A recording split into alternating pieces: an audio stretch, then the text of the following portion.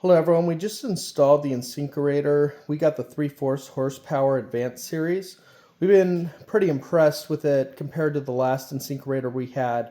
The last one we had was a 1/2 horsepower. It was about 10 years old, and this one's a lot quieter than the last one that we had. So it seems like the technology's improved here, at least over the past 10 years based on the last one that we had.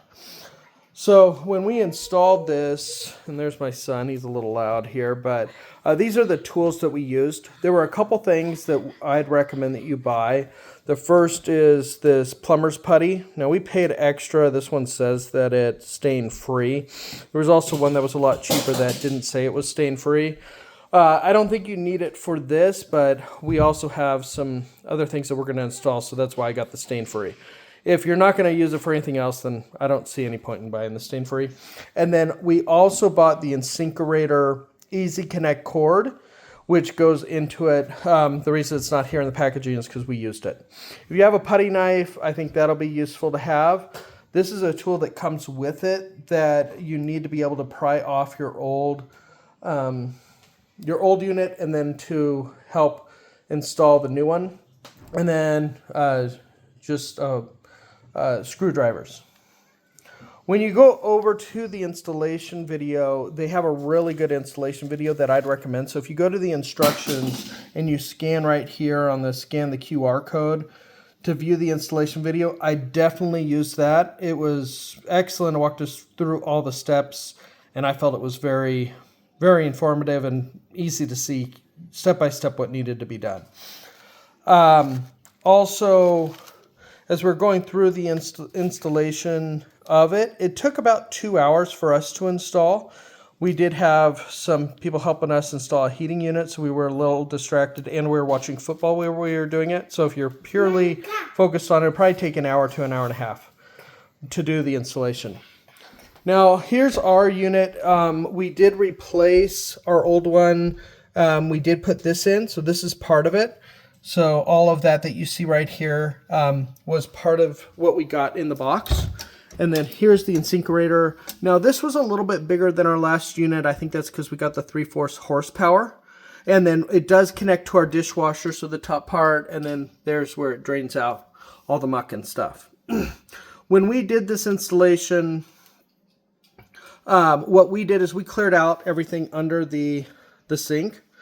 The reason we replaced our old unit was because it was leaking, and we noticed a lot of water in here, so we knew it was just better after we were watching a lot of videos and recommendations from people. If you're getting leaks or don't feel comfortable the unit's working properly, for me it was just easier to replace than try to fix the Insinkerator. It also, I realized up here, it did come with this nice kind of unit to help block if you want to store the water in there, so that was nice. Let me play just how loud it is so you can see how loud it is when it runs, but I've been very impressed with just how quiet it is.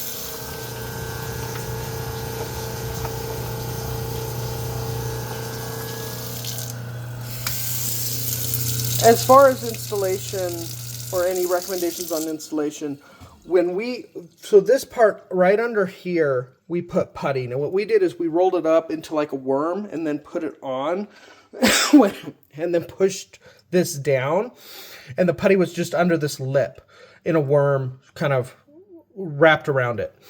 That seemed to work really well, and then when we pushed down, it started to come out.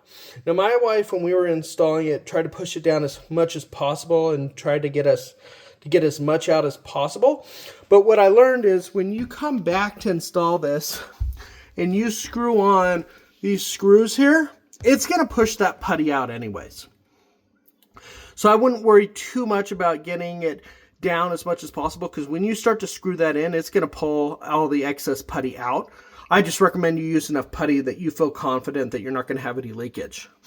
Also, at least when I was watching, there's two options. There's like a plastic silicone thing you can use, or you can use the putty here. At least from what I read, it's better to use the putty because it won't dry out and it'll likely last longer. So that's why we use the putty.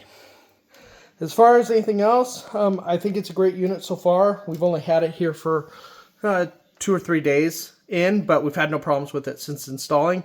And it really wasn't that hard to install if you go through the installation instructions. Hope this is helpful and have a great day.